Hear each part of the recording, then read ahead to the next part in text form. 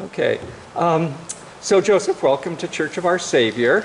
My first question to you is if your business plan for columbariums is very different from really anybody else we've come across. So if you could describe that business plan, I think we would be very interested. At least it excites me incredibly, so I hope I'm not the only one. Sure, okay. So as I mentioned briefly in the service, I work in partnership with churches. So I install and manage the columbarium on behalf of the parish. So what that means is the parish doesn't have to pay for the columbarium, it doesn't have to do things like get planning permission and install the actual facility. I take care of all of that, and I also engage with the people who want to buy niches for their loved ones or for themselves. So I take all of the stress and all of the logistical work out of having a columbarium, while the parish get a beautiful columbarium that meets an unmet need and helps their parishioners. Mm-hmm. So when it comes to the niches actually selling, what I do is I split the income with the church. So the church receives an income, and they also receive the columbarium free of charge. And then 1 year after the final niche sells, the columbarium becomes fully the property of the church. So there's no issue of my company having a right of ownership over any part of the building or any new part of the columbarium. So it's basically a columbarium for free for the church with an income. So it's worked very well in Ireland, and the first columbarium was installed in a cathedral in Ennis in County Clare. Ennis is a very small town of around 30,000 people, and we installed 240 niches, and they all sold within 4 months. So there was a great desire for people to actually be buried in the church where they received all the sacraments. And a lot of people actually who were not from the town, people who were from different parts of Ireland, but also people from the States, from Canada, from New Zealand, who had a connection to Ireland, not necessarily that town, but had a connection to Ireland, actually bought niches and were buried there as well. So it's proved very, very popular with people, and I think that connection of being in a place where they have, where they went every Sunday, where they celebrated all of their sacraments, to be buried there is a real joy for people and a real comfort. Are you answering questions now? People have questions, absolutely, yes. Well, if the uptake is slower than expected, does the church have would the church have an opportunity to, let's say, buy up the remaining inventory? And so, if you've got if it's 70% done, not necessarily to do that, but just to provide, if you will, that total ownership. Yeah, there is that option, and what we would do is we would install the columbarium in phases, so we wouldn't install like hundreds of niches in one go. We would install phase one, say maybe 100 niches, and then see what that's like. If it's very slow, then we can look at maybe ways of the church taking ownership before it sells, or if that sells out very quickly, then we know, okay, we can install phase two and maybe phase three. So yeah, there's lots of ways to work, and it can be completely tailored to your needs. So I have another question. Oh. The design process. How do you work with the church on the design process? So the columbarium that we'll use for here is made here in the States. It's made in Buffalo. So there are loads, like hundreds of designs for the actual faceplate. Now the materials are all the same. The front is made of bronze, and the little name plaques are brass. So that's the only thing that can't be customized. But in terms of the design, we can have shafts of wheat, we can have flowers, grapes, crosses, Celtic cross. There are lots of different designs that we can show you. And I've sent some actually to Will. I'm thinking I've had a preference for a more simple design, but there are lots of motifs. Just as a follow-up to that, there's been a bit of concern. I don't know that it's widespread, but people are asking if we use the north face of the archway on the west side of the church. Does everybody here know where I'm talking about? The large archway that is on the west side of the church that comes into the Just double. behind the musicians.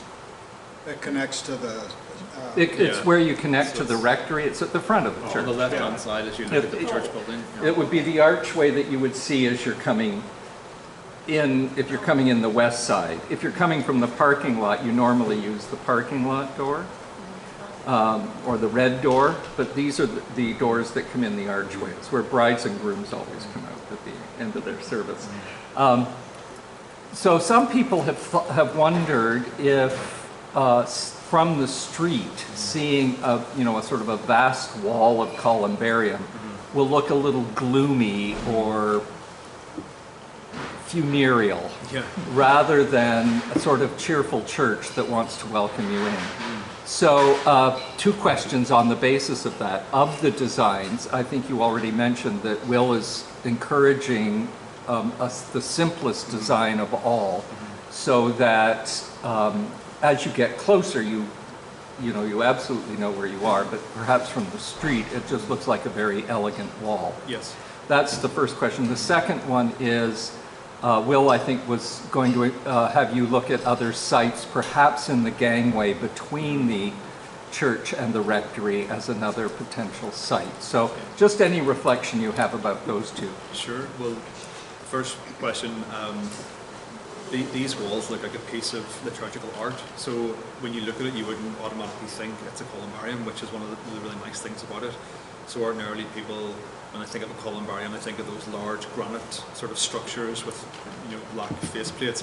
This is bronze with various designs. So from the street, it would look like a piece of art, or if it's just a plain bronze wall, it will just look like a bronze wall. But then going on to the second part, that sort of breezeway between the church and the vicarage, I am increasingly starting to think that's maybe the better option, because it's a bit more discreet, and also if we plan to put something like that on the facade of the church, it may take a long time to get permission from historic buildings and conservation. What you could do though is you could have both. If it's very successful, you can have both. But if you started in the little breezeway, it's easier to do that in phases. So you can have maybe 100 niches between the stained glass window and the door into the rectory, and then you can move down. It makes it a little bit more private as well if people are going to visit the niches of their loved ones. And then the archway we can make into a very nice sort of gallery and reflection space. So if people are coming with their loved one's ashes to be interred in the columbarium, they can gather there and then go into the columbarium proper. So I think maybe that little alleyway might be the best to start with, and then if it's successful, then we can move out to the archway as well. But there are two really good options. Either would be like a fantastic spot for a columbarium. But where would we stash all our crap? We're gonna have to declutter. All right, I'm going to open it up to others who might want to. Illustrations. Do you have illustrations of the choices that will be made? Yes, I have. So I've sent them on to Brother Will. So I mean, I can email them to anyone who who wants. Actually, I have some And contact so will information Bill. here. Yeah. And he may put them on the web page. Yeah. If there's- Yeah. I was just going to ask, isn't your Yes, we webpage do. full of things like that? It is, yes. So I have a web page for the US. I also have a web page for the one in Ireland, which actually has more information. So I can give you that as well. I have to have two separate websites for business reasons, but yeah, I can forward that one as well. So it's not a stone wall, it's a metal wall? Yes, it's bronze. It's made. I can show you some pictures as well on my laptop. Stuff, but yeah, so it's made of bronze, and there are, as I say, many designs. But when you see it, you wouldn't automatically think it's a columbarium. It just looks like a piece of art. So it's actually really nice and discreet and quite elegant. typically, how does the customer base develop, if I can put it in business terms? In other words, right now we've got an inventory of five. How did I know what he was talking about? And and then we've got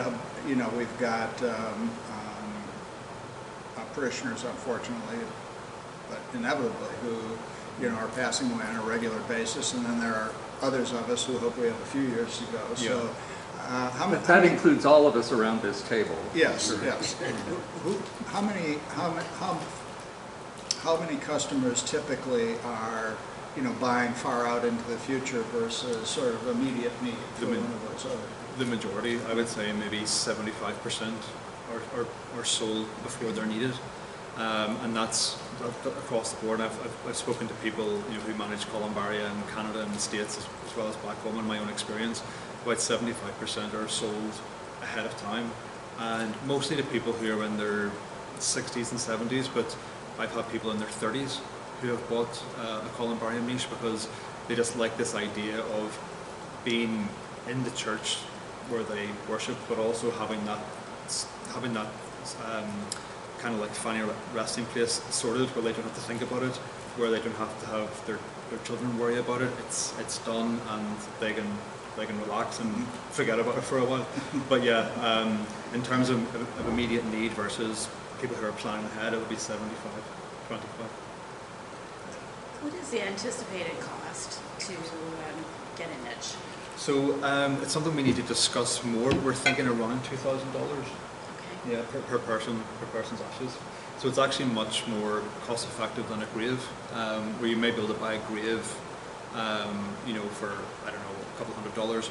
When you take into consideration a headstone and the cost of digging the grave and everything, a columbarium niche is much more Quite cost reasonable effective. cost, Yeah. yeah. And what percentage of that comes to the church? So what we do is we reclaim the costs of actually installing and managing it, and then whatever is left over is split 50-50. So in Ennis Cathedral, a niche is €1,750, and then of that 625 goes to the church once we've reclaimed the costs, and that's the split. So in Ennis, they will have their income. So we had two phases in Ennis, and they've all sold. So the income to the church is €230,000. They're going to use that money to replace the floor in the cathedral. So it's not an insignificant sum of money. So what if I buy one in advance, and then I decide I'm moving to Arizona, and there will be no family left here, and I don't want it anymore? What can I do with it? You can ask the church to maybe find someone who will buy it at the same price you pay for it, or you can use it for someone else. So say if someone else dies, you can use your niche for them. But there are options of ways in which you can pass it back to the church. Where would be located in the best place you feel, is that inside, or is it open to the elements? I can't really picture it in my mind till it. It's a bit of both actually. It's covered. It's open up. It's open at the end where the archway is, and it opens into the sort of backyard. But it's mostly covered. It's fully covered, and it's mostly enclosed. So it's kind of like an indoor-outdoor. That's why I think it's perfect, because it's not exposed to the elements, but it's not a closed room either. So, and I mean, if you were to walk there now, you'd think, oh, it's like a bit of a dungeon, but I have it under advisement that it's going to be cleaned up and restored and painted and everything, so it will look nice. And there's nice stained glass windows there as well, so I think it's a perfect location. From a practical perspective, and I guess this is directed to you, when you do the committal though, if it's outside, how will we handle that in there? So, yes, liturgically, I'll just say this again, that a part of the reason we opted not to have a columbarium in the nave or narthex or sanctuary of the church is that until I'm a priest, I love to talk about all this stuff, the ritual life of the church, whatever is being ritually celebrated comes into the church, the sacramental action happens, and it goes back out of the church again. You don't keep anything in the church. So that's why the columbarium is outside, even if it's that close to outside. Yeah, what would happen is if you, I'm sure you've memorized the funeral rite for the friends you've been here to see, but if you haven't, there is a committal at the end of the service, and there is also a burial rite. So what I've seen happen in other churches is, depending on the size of the funeral, if it's 300 people at the funeral, probably only the family would go out. But if it's a smaller funeral, probably everybody would go out. And you would have the service in the church immediately followed by the service at the grave, essentially. I've seen some churches then go back into the church to finish the service. Others simply disperse from there. But it's already in the prayer book, designed so you move smoothly from one to another. You know, my parents are both in a columbarium in Wisconsin, and that's exactly what we did. The family went to the columbarium for the final moments to put the urns in the niches. I was just asking if the family or the congregation goes outside and it's wintertime, have we thought about Absolutely. how? But that's why it's nice in our place, because whether it ends up in the archway or in the gangway, they're both covered. So should there be inclement weather of any kind, however many people choose to go can go. But you would have that problem in any, sort of, unless there's a columbarium that's interior to the building. Right. Separate room or something. Yeah, as a matter of fact, You're going to have a burial taking place outside, whether it's a cemetery. Yeah. Or, a lot of cemeteries and quite a lot of Episcopal churches have columbariums that are completely outside. They're away from the just church, they're in a external. garden or something Yeah. like that, which was one of our hopes and options, was perhaps to make the garden in front of the rectory. But then you never know if you guys are going to offer that as a rectory again someday. Yeah. There was just, Jim Nagel did what all credit to you, but I thought Jim Nagel did the most beautiful columbarium design for the undercroft toward the front of the church. And he and I designed it in such a way that there would be a spiral staircase in the turret that goes up to the choir loft and down into the undercroft, so that you could visit during the week and stuff. But it was just far too technically difficult to do all of that. We've looked at lots of different options. I think this will work very smoothly once it's in place in either of these locations. So, And you can still use that doorway then to come into the church? The doorway. Yes, we always do for, if any funeral has, for example, a casket, it always comes in that doorway because it's, But I meant during a Sunday, that the people can still come in and out. oh, absolutely, in either design. The one thing that may come up if you end up choosing, and this will be, the vestry is looking for your input in this. They want to know what the congregation feels and thinks about this. But if we end up using the option of the columbarium being in the gangway, as you heard Joseph say, we might want to put, say, a nice stone table in the archway that, should you have a funeral, there could be flowers on it. I would like to see that anyway, all year long, so that it looks very welcoming. One of the fantasies I had, cha-ching, is that we would put, take that archway and glass it in with glass doors, so that that area underneath the archway would be the greeting area with a nice table and flowers or something in it all the time, so that as people walk along Fullerton Parkway, they get a sense that this is a church that has welcome in its it sounds like intention. either of the options that Joseph was describing would be compatible with that. They wouldn't Absolutely. have anything, Absolutely. Apple does this with all their stores, is they want as much glass as they can possibly have, so that there's a connection between what goes on inside and what goes on outside. But they're making big bucks, and we're raising it penny by penny.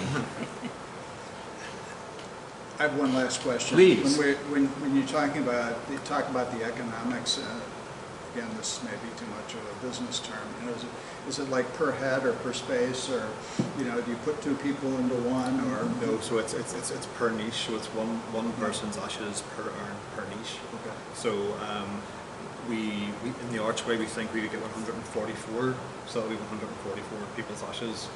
In the corridor at the side, upwards of 300, I think, you know, in phases. So again, that's 300 people's ashes. But so can you order a duplex?